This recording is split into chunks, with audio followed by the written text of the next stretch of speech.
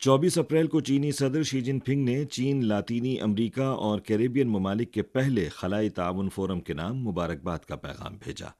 Xi Jinping ने कहा कि रवां साल उनकी और लातीनी अमरीका और कैरेबियन रियासतों के रहनुमाओं की जानिब से चीन, लातीनी अमरीका और कैरेबियन ममालिक के हमनसीब मुआशरे के फोरम के क़याम के मुश्तरका ऐलान की 10वीं सालगिरह है।